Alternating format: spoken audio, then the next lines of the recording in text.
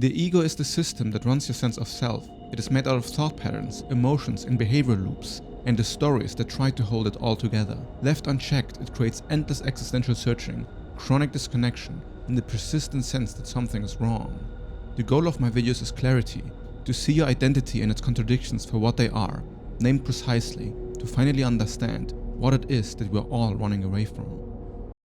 Okay, let me convince you of an idea, and it's the idea of a global ethical system that we all can relate with, and that gives us a sort of obligation for a better world.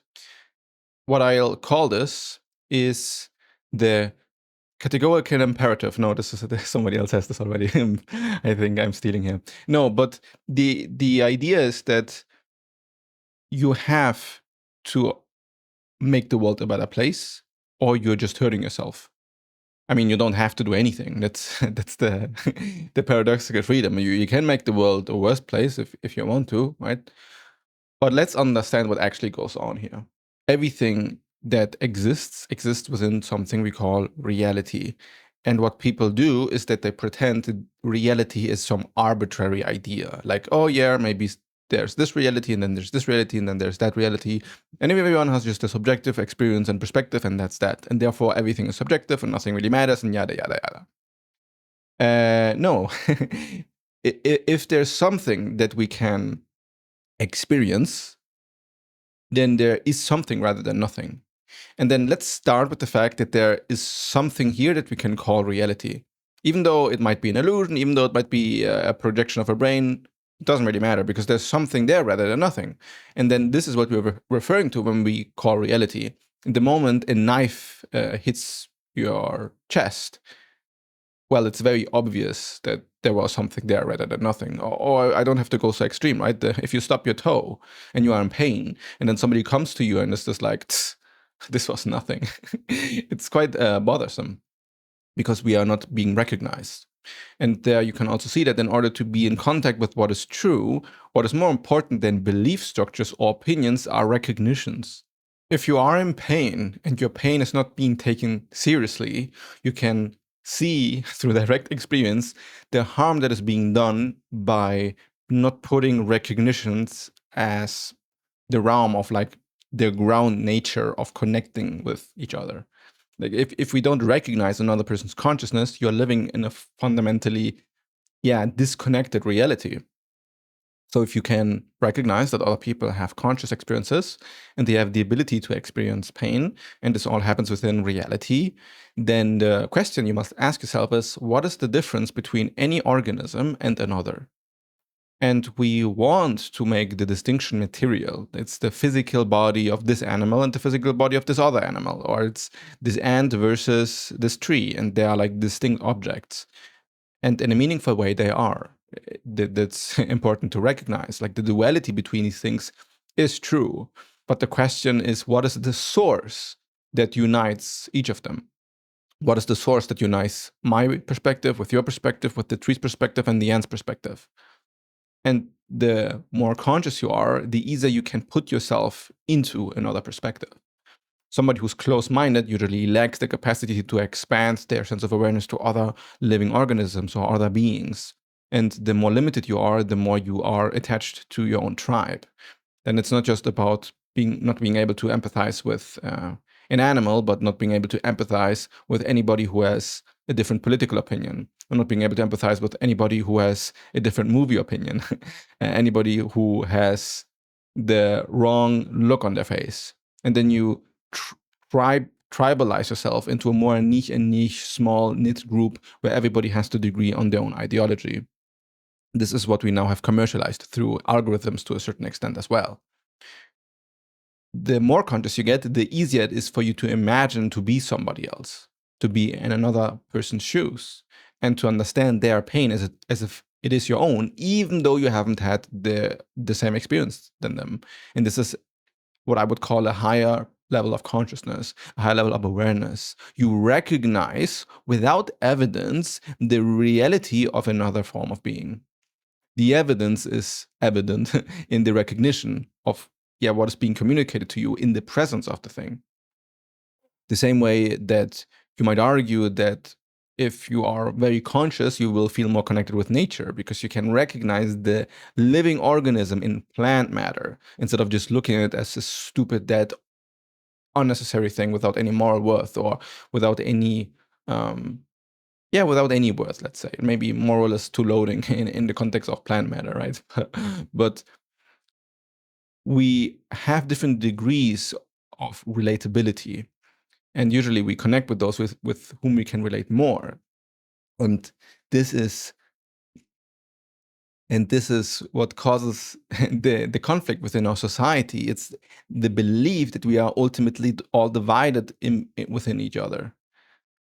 But if the source is the same, then we are not divided. Now, how could you prove that the source is the same if the source is exactly the thing that we are looking for all the time? Now, everybody has this strong intuition, especially in the philosophy and spirituality space, that the source is consciousness. Consciousness is a tricky idea because you cannot actually prove it and you cannot actually find evidence for it. All that we know is it's this kind of idea of internality and this idea of perception. But then this also limits our way of thinking about interconnectivity because we don't really think about plant matter as conscious. We don't think about ants as conscious in the same way humans are.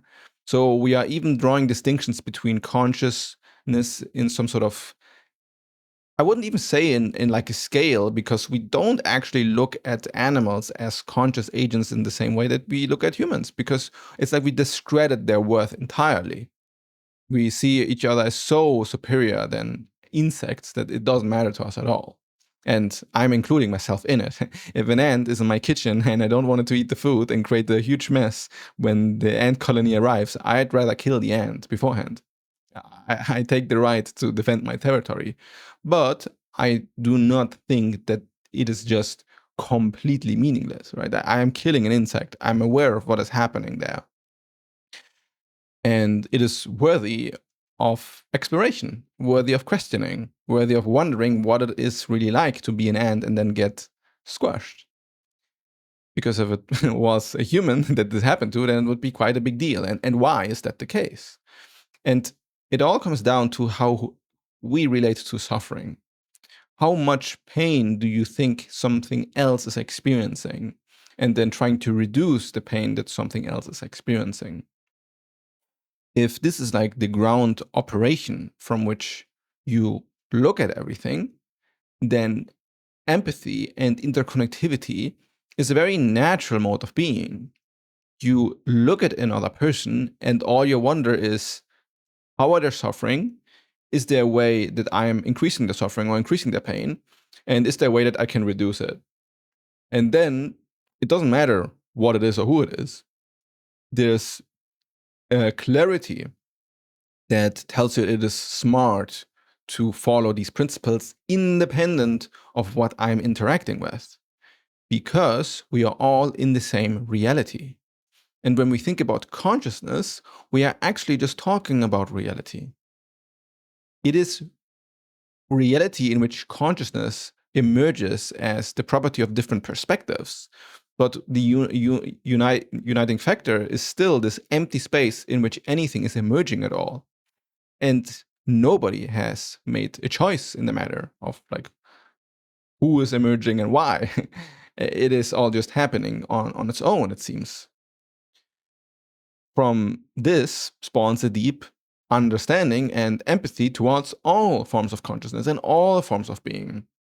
And then it suits to say that there is a global ethical framework that is embedded in the nature of reality itself.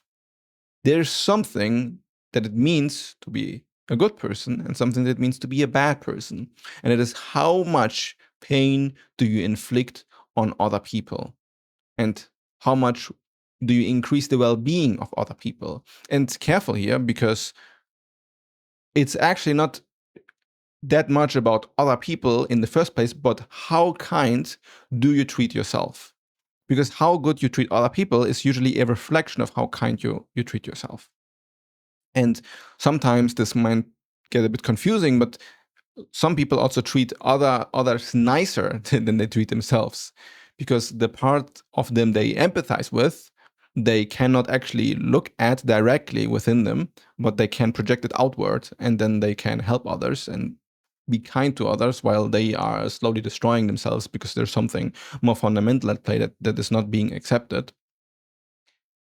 But as a whole, it is the kindness towards yourself that will spill out and then infect everything around it. And slowly but surely, you create a world where the standard mode of operation isn't egotism, and it isn't just taking for yourself, but sharing and making it so that the entire field of consciousness, if you so want, is more harmonious. And if you really question any person or any living being, what everybody is really after is harmony. Well-being is embedded within what it means to exist as a loving, self-modeling being. The moral framework of true, let's say, high-level consciousness is the propagation and diffusion of more and more well-being within yourself and the external world. And I would argue that any sufficiently intelligent system sooner or later will arrive at this fact. It is not just a mere opinion that suffering is undesirable. It is not a mere opinion that if the entire field of reality can wake up as a whole for what it is, that it will want to reduce its own suffering as much as it can and elevate its own sense of well-being and love and connection as much as it can. Now, if you think about these big grand theories about the cosmological nature of reality and metaphysics, then you can paint a picture of reality waking up to its own interconnective nature and slowly but surely moving to a more compassionate and interconnected world. The only way this could be false is if you reject the interconnectivity of it all. If you say that there's truly something separating one entity from another. And in a dual frame, there is something truly separating it, because there is one individual and then there's another individual, but this separation can also only exist within the unison of these two. Duality can only emerge if there's a uniting force that makes duality appear. You cannot have two separate things, look at them from a third-person perspective, and say that there's nothing uniting them if in your perception you are creating the unison that even can ponder this. It's all emerging in the same field that can even self-reflect about all these different dualities. Therefore, unison must be what we're talking about when we say reality. If you say that there are multiple realities, then again, you can zoom out, look at the third-person perspective or the meta perspective, and see the unison within it. So I am my own life in this perspective, in this body, in this existence, and you have your own. But we are clearly interconnected, because if not, we wouldn't be communicating. And you know what it means to exist because I know what it means to exist. We both can point at reality because we both are existing in reality. All lines that we are drawing, we can unite. And then we can see each other as one whole system playing out all our different parts and characters. And to a certain extent, a lot of friction will be inevitable. If you are yourself, especially in modern society, you'll get a lot of hatred for that. You will get a lot of projection and a lot of insecurities that you are stirring up in others reflected back at you. And that's kind of part of the play. That's just something that you must confront if you want to have any impact in this world whatsoever. You will not be liked by everybody. That's just, the nature of the thing. So even though harmony might be the goal on the higher scale, in the short term, it often does cause friction, because whatever has found its kind of local minima of energy, where energy has kind of found itself in a pocket where it feels comfortable, but is actually kind of unsustainable, then whenever this pocket bursts, there will be discomfort and suffering. And this was very abstract. The non-abstract version is that you want to not be bothered by some friend anymore that constantly is bothering you and entering in your personal space. And then you have to set a boundary by saying, hey, can we please gain some distance? And then, this person probably will feel some friction there, or you might feel some friction by causing this distance in this person.